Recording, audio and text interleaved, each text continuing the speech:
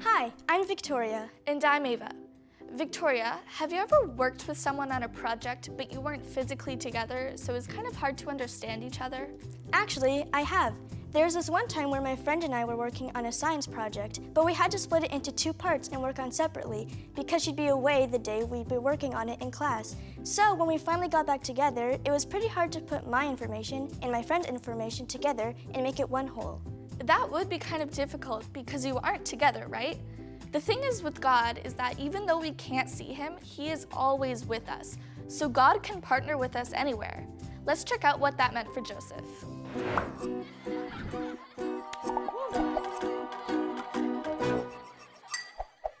Why did Adele cross the road?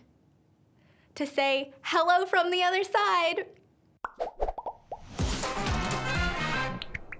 Hey everyone, it's Alyssa. Welcome to today's God story. So when I was in elementary school, I had a friend that had to move to a different city and she had to start at a new school. And she told me that at first she felt really lonely and didn't have a lot of friends. But because of that, she started to notice other kids who didn't have a ton of friends were sitting alone all the time. And she started to make friends with them and bring them in. And eventually all of them started to feel like they had a community. This reminds me of today's big idea. God can partner with us anywhere. In this series, we've been hearing the story of Joseph. From being his father's favorite son, to being sold into slavery by his brothers, to being thrown in jail for something he didn't even do. In Joseph's story, we can see that God is at work even when things are tough. Even when Joseph was in prison, the guards saw that he was such a good guy and gave him responsibilities, put him in charge of other prisoners. Joseph's story didn't end with him in prison. Here's what happened next. Two men who had worked for Pharaoh were thrown into prison. They were the king's baker and the king's wine taster. Joseph was put in charge of them. They were in prison for a little while. Then let's read what happens next in Genesis 40, starting in verse 5. Then each of the two men had a dream. The men were the Egyptian king's baker and wine taster. They were being held in prison. Both of them had dreams the same night. Each of their dreams had its own meaning. Joseph came to them the next morning. He saw that they were sad. They were Pharaoh's officials, and they were in prison with Joseph in his master's house. So he asked them, "Why do you look so sad today?" "We both had dreams," they answered, "but no one can tell us what they mean." Then Joseph said to them, "Only God knows what dreams mean. Tell me your dreams." So the two men told Joseph about their dreams, and Joseph listened to God, and God told him what their dreams meant. Joseph partnered with God in this. Then Joseph told both the men what their dreams meant. To the wine taster, he said that he would get his job back in 3 days, while the baker would be killed or executed in 3 days. Sure enough, 3 days later, it was the Pharaoh's birthday, and he called both the wine taster and the baker out of jail, and the wine taster got his job back, and the baker was killed. Now, before they were released, Joseph said to the wine taster, "When you get your job back, please remember me. Please help me by talking to the Pharaoh for me and helping me get out of prison." But the wine taster forgot to tell Pharaoh about Joseph. Fast forward 2 years later, Joseph is in prison this whole time, and Pharaoh has a dream. The dream goes like this. 7 fat, healthy cows come out of the river. Then 7 unhealthy, scrawny, ugly cows come out of the river. And they eat up and swallow the 7 healthy cows. It's a really weird dream. Pharaoh woke up from the one dream and fell back asleep and had another dream. In this dream, there were 7 heads of grain growing on one stem, and they were healthy and good. Then 7 other heads of grain sprouted up, but they were thin and dried. And the thin ones swallowed up the healthy ones. So Pharaoh woke up from this second dream, and just like any of the rest of us, was like, what a weird dream. And so he sent for some of his wisest men to see if any of them could tell him what the dream meant. But no one could. This is when the wine taster finally remembered Joseph. So Pharaoh sent for Joseph. Joseph came, and the Pharaoh said, "I've had this dream, and no one can explain it to me, but I hear that you can explain dreams." Joseph said, "I can't do it, but God will give me the answer." He knew that he could partner with God.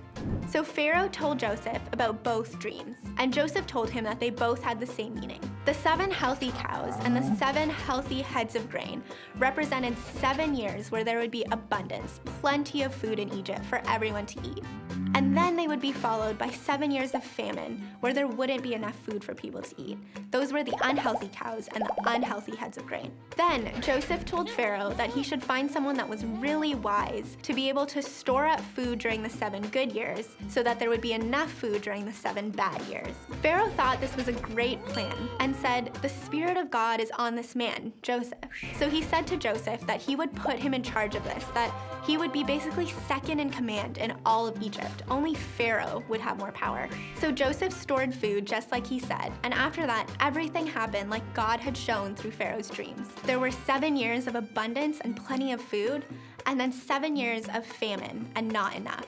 And because Joseph had stored up that food, there was enough for everyone to eat during the bad years. In fact, people from all over traveled to Egypt to buy some of the food that Joseph had stored. See, even when Joseph was in prison, God was partnering with him there. And look where God took Joseph. He took him to a place where he could save all those people from starvation. That's today's big idea. God can partner with us anywhere. So if, like Joseph, you feel like you're not in a great place right now, know that God can still partner with you in amazing ways. It has been a lot of fun hanging out with you guys today, and I will catch you next time.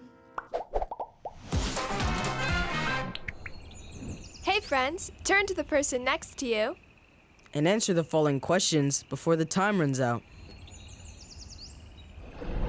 Question time. What did the 7 fat, healthy cows represent? That the Pharaoh's cows would be healthy, that Pharaoh would have 7 more years of success, that there would be 7 years of plenty of food and provision, or that there would be 7 years of beef. That there would be 7 years of plenty of food and provision. Where would you like God to partner with you? Where could you use His help?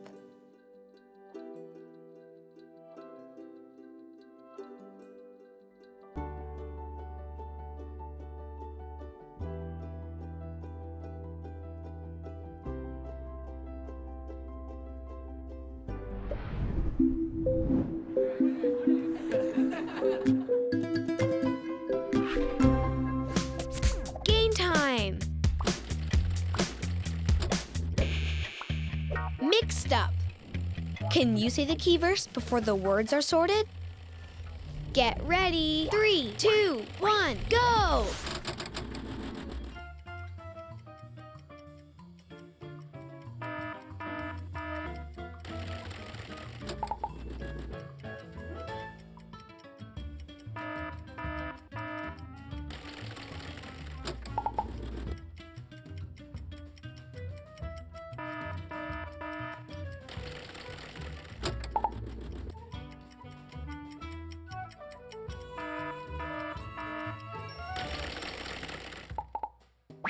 Say it with me. We know that in all things God works for the good of those who love Him.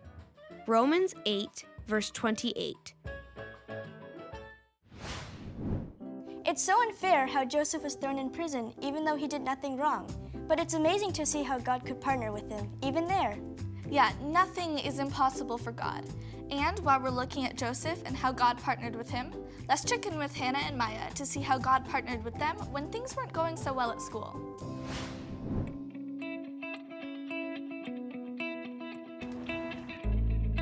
Hi, I'm Jacob, and I'm here to meet Hannah and Miah, 2 students who saw a need in their school and decided to start a space where their peers could share their faith and talk about their feelings without being judged. Let's go find out more about that. Hi, I'm Hannah. Hi, I'm Jacob. Nice to meet you. Hi, I'm Miah. Nice to meet you. So tell me about this program you guys started at your school. What motivated you to do that? Alpha is a video-based course with a discussion, and it's open to all cultures, religions, non-religion, and yeah, and I felt really encouraged to do it at our school. I was a little more hesitant to start it, but we definitely saw this need at our school. There was a lot of conflict, a lot of hate, and just violence, and so we wanted to break that tension and just create a space where people could feel like they were accepted and loved for the things that we were discussing, like our faith and our beliefs and all that stuff. How did you guys get that started, though? So I got my teacher involved with it, and she gave us the room, and then I got a bunch of my friends to be the leaders, and they were totally on board. And then we also got support from pastors in the GTA. Yeah, just raising money for our Alpha, helping us out with pizza so that people could come and eat and talk and all that stuff. It was cool. So tell me, what did the average meeting look like for you? An average meeting was the door was open to anyone to come in, they would sit down or they'd grab their pizza, the video would play, and then we would discuss the questions that were being asked throughout the video. Did you see an impact from all of this? Yeah, for sure. We were getting to know people in the halls. We would invite people to come, and there was this one girl in particular who throughout the week she would eat her lunch by herself, but every Tuesday she would come with a smile on her face because she knew that when she came, she was able to eat her lunch with people who loved and accepted her and wanted to start a friendship with her. Yeah, and I even had a good friend that came to know Christ, and it was just such an amazing and cool experience. Yeah, it was really cool. Yeah. Did you feel that God partnered with you through this? Definitely. The janitor would come and clean up the 8 pizza boxes that were put in the recycling bin every Tuesday after lunch, and he would talk to our teacher and just be like, where are these coming from? And she explained about the course and what we were doing, and he was just like, that's really, really cool, and then he ended up asking for a Bible. So just being able to see how God worked through that and the ripple effect that Alpha had on so many people was just really, really incredible to see. Yeah. What would you say to other students out there who see a similar need in their school?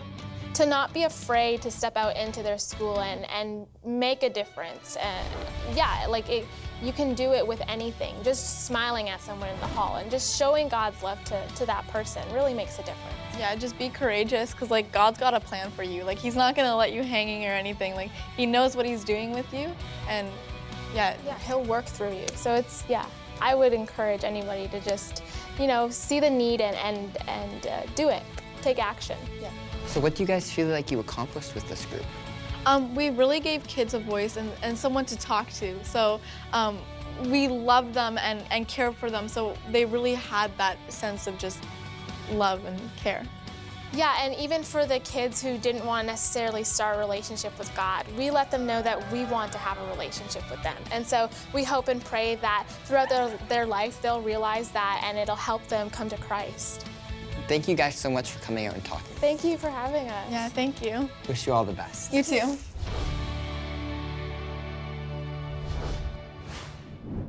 I loved what Hannah and Miah did. Yeah, great idea to get the pizza. And also that they were ready to invite everyone and create a platform for discussion. What I enjoyed most was to see how amazingly God could partner with them and how that changed attitudes in school. Let's break into our small groups to see what this looks like in our lives.